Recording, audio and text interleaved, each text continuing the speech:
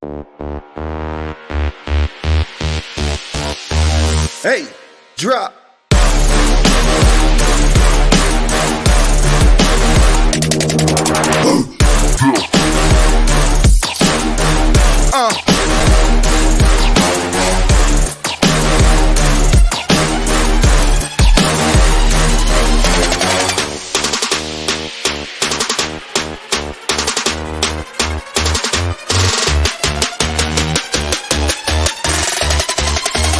Yeah, hey, drop.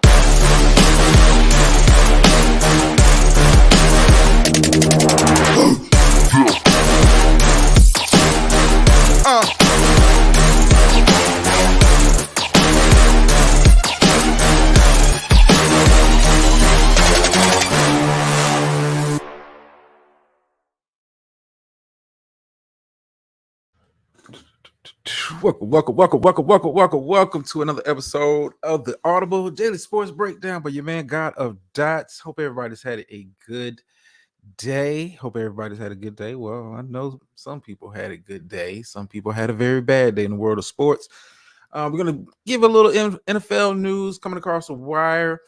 Nothing major, but it's a little NFL news, and of course, we're gonna get into the NBA. The NBA draft lottery is tonight. I mean, it's really a one dog race, but hey, we'll kind of touch on that, and it's also Philadelphia is making news today, making major waves. But let's start with the NFL news. I want to kind of get that out the way. News has kind of come out from Cincinnati that Joe Burrow, who is up for a contract extension in the very near future, may be taking a discount. Doc is out of here. Yep, he's out of here, Miss Murphy. How you doing? Yeah, Joe Burrow is looking at reports is he's thinking about his teammates. And what he means by teammates, Jamar Chase is also up for an extension. So is other wide receiver T. Higgins is up. Joe Burrow may be taking a team-friendly deal to kind of keep the core together. He says his goal is to chase after Super Bowls, and what better way to do that than try to keep the team that you have, who has been successful to a large degree. One Super Bowl appearance, AFC Championship game appearances. So he's willing to take a little less money. Not that I, disagree with that. Kind of taking the Tom Brady approach. Giving the team a team-friendly deal. We'll see. See how that works out for him. But like I said, we'll be keeping our eyes on that. I think Lamar and Jalen have kind of reset the market. Joe Burrow could possibly be in line to do the same. I don't think Justin Herbert is thinking along those lines of trying to take a team-friendly deal because he doesn't have those good young wide receivers that Joe Burrow is blessed with in Cincinnati. So we'll be kind of keeping tabs on that. But let's go ahead and jump into the real big news of the day coming out of the NBA. Doc Rivers has been fired by the Philadelphia 76ers.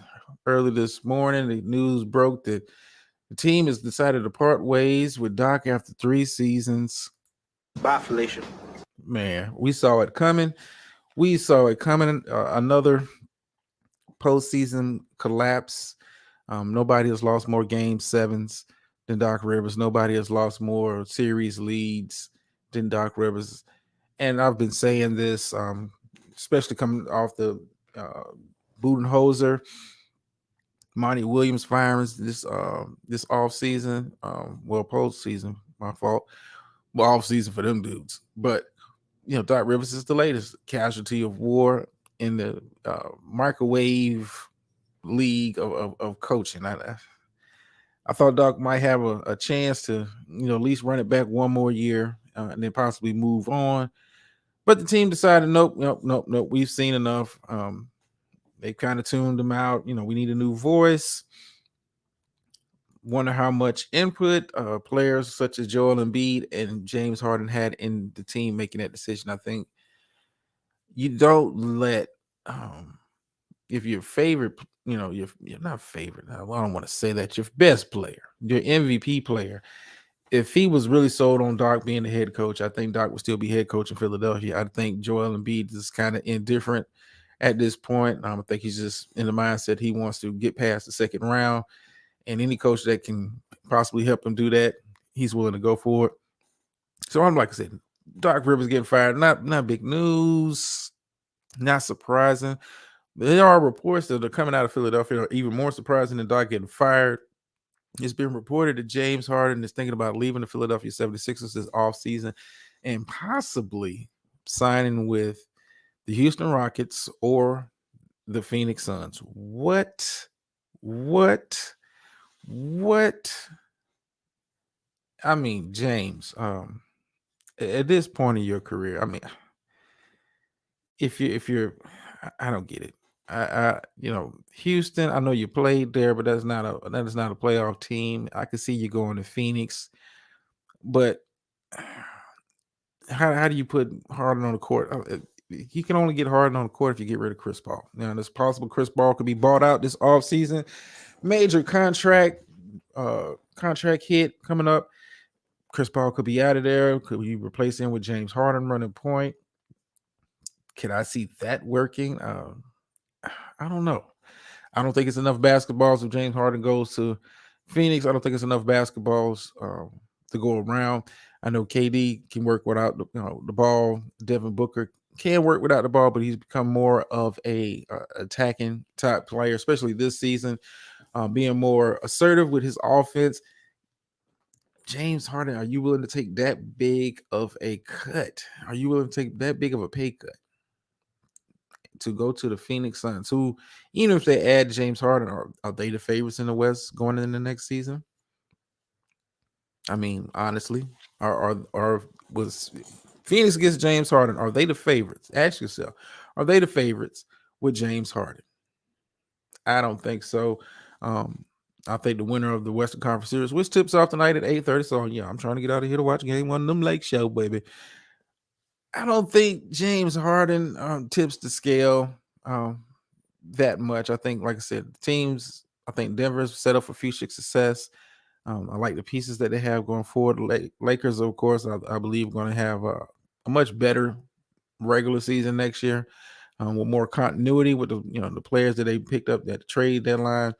I mean, you're starting to see them gel late in the season. You start to see them gel in the postseason. And I think a full all season of working those guys in, figuring out a rotation can do the Lakers justice. So James Harden going to the Phoenix Suns, is it major news? Is it tipping the scales of power? And if I'm, like I said, if I'm James Harden, what am I playing for? Am I playing for the money?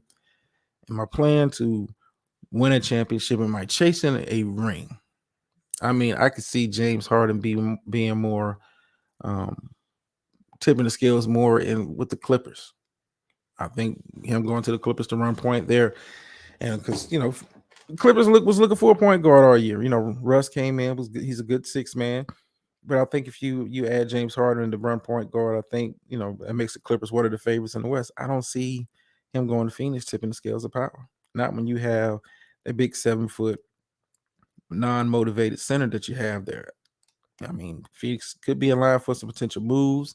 Could be in line, based on who they pick up as the coach. I mean, it's been reported that there are some leading candidates already been, kind of thought of for the job. Nick Nurse, former Toronto Raptors head coach. Budenholzer, I've been seeing, has been in talks, in conversations to possibly being a replacement for Monty Williams out there in Phoenix. Kind of a dark horse pick is Sam Cassell. Is he going to get promoted? Is he going to get elevated to head coach in Philadelphia? Those who don't know, Sam Cassell, former NBA player, pretty good NBA player, I will say that. Had a pretty good career. Has been an assistant coach for Doc Rivers for the past couple of years.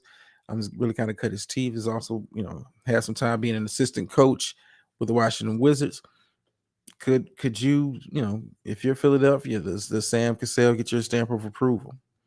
Does Sam Cassell get your stamp of approval? But like I said, it's job openings happening, some very attractive jobs. Milwaukee's probably the most attractive job to me, considering that some of the pieces that they already have in place. Considering out of all those packages, the best player going forward for the next 5 to 6 years, is it Embiid or is it Giannis? I would lean more towards Giannis due to his relatively healthy career. Joel is, of course, reigning MVP, but that means nothing when you're sitting at home, can't get past the second round. Doesn't mean anything to me. It doesn't. I mean, regular season awards are cool. Regular season awards are fine when you're talking about a Hall of Fame resumes and that kind of stuff. But if you don't produce in the playoffs, man, nobody cares. Nobody cares. If I ask, a general question like who won the most clutch player award this year, if they're not still playing, you would think, if I had to ask it's a random person who doesn't keep up with the NBA like that, they might say a Jimmy Butler, they might say Jokic, they might say a Jason Tatum, not knowing that De'Aaron Fox was the one that walked away with that award. All that stuff is good. It helps your resume, helps your Hall of Fame resume, helps you get the All-Star appearances, promotion deals and all that kind of stuff. But until you win in the playoffs, regular season awards don't mean nothing. Don't mean nothing. Like I said, it's nice to have upon your mantle, but you rather have a ring. Just like the ladies, you would rather have a ring. So, like I said, Doc is out of Philly. I don't know what direction they're going to go into. I don't even know what the team is really going to look like moving forward. It's like I said, James Harden is possibly leaving, possibly signing with either Houston or Phoenix. I mean, if you're Philadelphia, James Harden walks, who do you replace him with at the point? Because we can have all those grumblings about how bad they played coming down the stretch. And Ms. Murphy makes a good point. Rumors are that the team tanked the games in order to get Doc out. That makes no sense. No, it doesn't. It doesn't. Playing, showing a lack of effort, intentionally making mistakes, especially when we're talking about playoff legacies and, guys are not getting younger. I think the team just played bad. They came out flat for game 7. Never really got it together. Didn't really show any kind of heart in the second half. Just kind of just rolled over and died. Just wanted to get the hell up out of Boston. That's what it looked like. That's what it was. But I'm looking, at Philadelphia. Like, what do you do? What do you do? Who do you bring in as a head coach? Will that head coach mesh with Joel Embiid? Will he be able to? If Harden is back, will they bump heads? Harden has a history of not getting along with coaches not named Mike D'Antoni. So he has a history of that. But we'll see. Like, we'll be keeping our eyes on that story. I, for one, think Sam Cassell right now is probably the best candidate. He's in-house. He knows the players, smooth transition. He's a new name, a fresh face, a new voice. I think Sam Cassell is probably, if I had to put money on, probably my pick for the new head coach of Philadelphia 76. I think Nick Nurse, if I had to put money on it, probably goes to Phoenix. I think he can instill some defensive attitude up in there. We'll probably get some of those guys engaged on the defensive end. So Nick Nurse is probably my pick. I don't know. Budenholzer, I don't know. I don't know where he kind of fits in. So it's possible Nick Nurse could go to Milwaukee. I mean, this is a championship ready-made team. Like I said, there's some pretty good teams that fired their head coaches. I think that pulling the ripcord a little too quick in the NBA.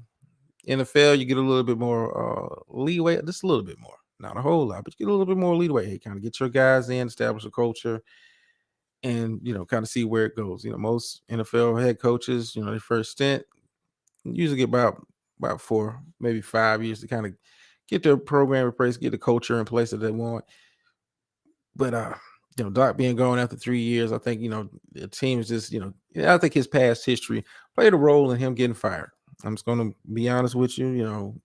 It's not like they lost to a sorry team. It's not like they underachieved. They lost to the team that went to the East to the finals last year. Defending Eastern Conference champions who are back in the Eastern Conference final. Tip off for that series is tomorrow, 8:30. I'll be tuned in, locked in for that. Of course. I ain't gonna be up here too long because I gotta get prepped for game one. Game one, of course, Lakers and Nuggets. I'm looking forward to a very fun series, very interesting series. It's about matchups, it's about styles. Who can impose their will on the other team? Can LA play lockdown defense against the versatile defense? The versatile offense. I'm sorry. I'm thinking way too far ahead. Versatile offense of the Denver Nuggets. is Anthony Davis going to be locked into defending Jokic at such a high level? Ms. Murphy said it should be a good series. I think it'll be a damn good series. Excuse me. You know, I got my team winning, of course. You know, I got my team winning. You know, I know it's a certain hater in the clouds who hasn't dropped down. You know, y'all know who she is. I know she's pulling for Denver. She says Denver in 7. I say Lake Show in 6, but hey, that's why you play the game. Let me get out of this real quick because I'm up here looking at some stuff. I'm trying to keep tabs on the lottery, but I know it's a whole nother show going on with that. So let's see who's going to get number 1 pick. Have they decided? No, still kind of doing all of that other stuff. Another report that came out, NBA News, kind of stating the obvious. Steve Kerr came out in an interview and say the team never built trust, never had trust throughout the entire season after what happened in the off-season, previous off-season between Jordan Poole and Draymond Green. You know, it's not like you guys just, you know, had to pull apart, you know, some slapping. Like, nah, Draymond laid him out. One hit a quarter laid him out. So how do you trust a guy? How do you build rapport, camaraderie? How do you build that with a dude that, you know, in the back of your mind snuck you and slept you? And it wasn't apologetic about it publicly anyway. May have been privately. Wasn't apologetic about it publicly. I think, you know, their off-season situation between Poole and Green played a huge role on the team. Just a major distraction. And on top of that, you know, you had Andre Wiggins, you know, disappearing for 2 months of the season. So, yeah, I'm not surprised by, you know, the season that they had. I'm not surprised by the results of their season. The team just didn't seem to, you know, they was playing well at times, but just never seemed to kind of get it together. Never got into what we become accustomed to when we watch the Golden State Warriors. This beautiful basketball, the movement. This wasn't locked in defensively. You know, typically and historically, Golden State has been one of the better defensive teams during their dynasty run. And let's call it for what it is. It is a dynasty. It is a dynasty. But typically have been one of the better defensive teams throughout that run. And this season just never looked like it.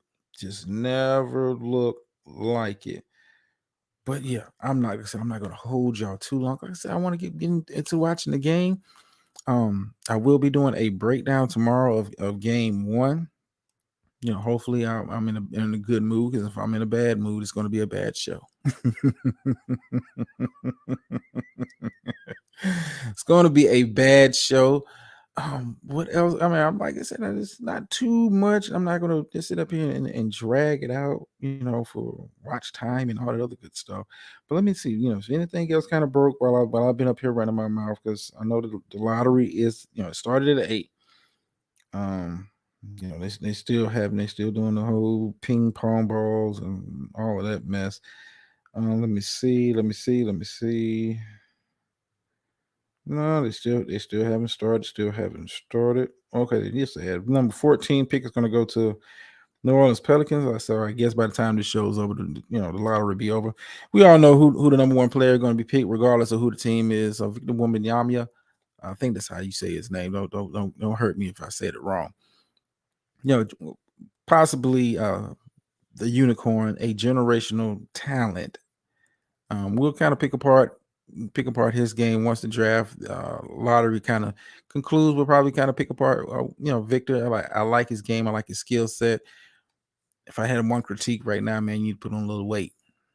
I mean, it's nothing wrong with being about 240 at your height. Nothing wrong with being about 240, 250. Have some little muscle mass. You know, Giannis came into the league very skinny too, but you know, he learned to put on muscle. You're gonna need to put on some muscle. Everybody can't have the Kevin Durant build and be effective. Can't be effective. But yeah, I'm looking forward to the lottery. Looking forward to game 1. Like I said, I'm gonna get locked in. Shout out to Doc Rivers, man. Shout out to Doc Rivers. You know, you will be missed. Psych, I'm just playing. You knew he was gonna get fired. We knew he was gonna get fired. Hell, he knew. That's why he got to try to come out from me. I want to be here next season. Yeah, we know you do, Doc. But it's over. The run is over.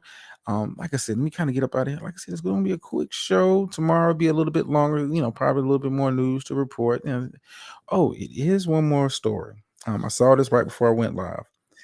They was interviewing, ESPN was interviewing NBA Commissioner Adam Silver. And he was asked about the Ja Morant situation. Now, we know during the season, Ja Morant got suspended 8 games. So during this interview and that line of questioning came up, is it possible? And it's looking very possible. Once the league kind of gets done with their investigation, it's possible that Ja Morant could be in line for a very, very, very lengthy suspension. If you heard the commissioner talk, he was like, we at the time we thought 8 games was just about right, but here this guy comes out again, not only embarrassing himself, embarrassing the family, embarrassing the NBA. Like, the NBA for what it's worth, it's marketed towards the black audience, because we see black athletes, the best players are typically black. It just is what it is, but they make their money on the white corporate side. And last thing they need is one of the future faces of the NBA looking like NBA dumb boy. That's the last thing they need. That's the last thing they need. I think the NBA in the next 5 years could be what's going on to Florida. I think the NBA in the next 5 years could be in a little rough patch when it comes to marketing new stars. Like who's next? Who's next to be face of the NBA within the next 5 years? Because you're talking about LeBron gone, Steph probably gone, KD probably gone. Is Embiid going to be the face? Will Giannis be the face of the NBA at that point? Like, who is next in line to be the face of the NBA? And I want to kind of dwell on that for just a second. Like, Zion can't stay healthy. Ja Morant can't stay out of trouble. Luka has personality, has a flair for the dramatic and the excitement, but the team sucks.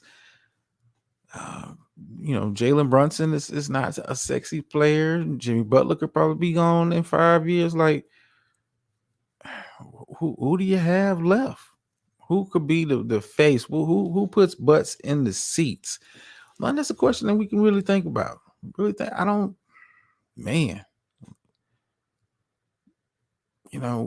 you got guys that are young and can put some butts in the seats, but the team are garbage.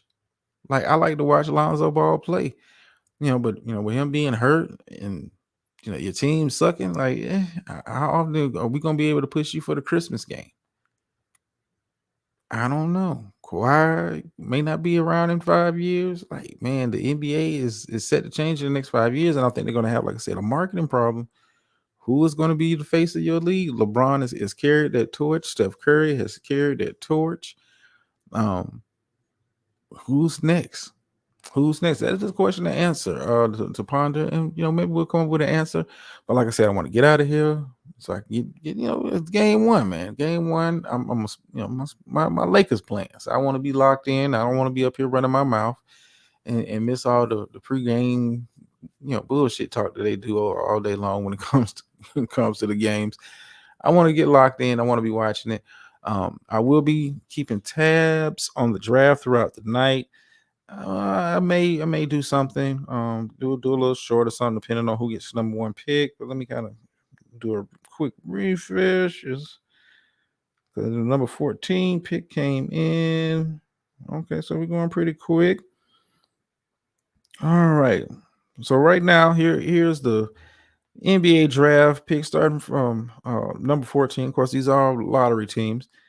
You got Pelicans at 14, Raptors at 13, Thunder at 12, Magic at 11, Mavs at 10, Jazz at 9, Wizards at 8, Pacers at 7, Magic again at the 6th pick, and number 5 is Detroit.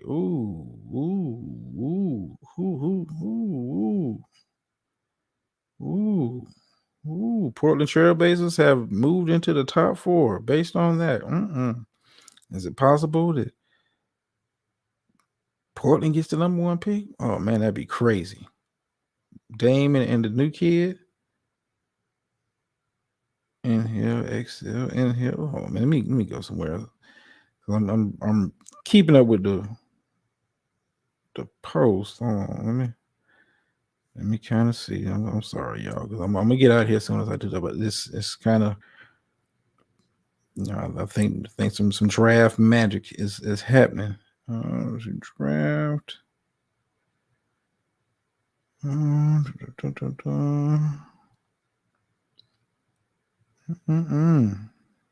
Okay, well, I mean,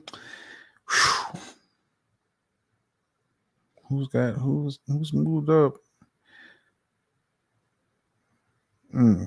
So Portland has a chance. Houston. Charlotte has a chance. Make sure to smash the like. Yeah. Make sure to like, share, subscribe. I'm sorry, I'm just rambling. For those who don't want to sit up and watch the game tonight, don't worry, I got you. Come back to the channel later. I do have we'll have the highlights up for you. For those who don't want to sit through and watch the whole game, fall asleep. It is a Tuesday, and what a Tuesday it has been thus far. Appreciate everybody coming out. Like I said, remember, like, share, subscribe, all that good stuff. We'll be doing a breakdown of game 1 tomorrow. Like I said, hopefully I'm in a good mood. If I'm not, it's going to be a short show. Very short show. I might not do a show at all. I'll be so disappointed. But hey, anyway, just joking. All games aside, thank you for coming out. Still don't have an outro, but I'm out.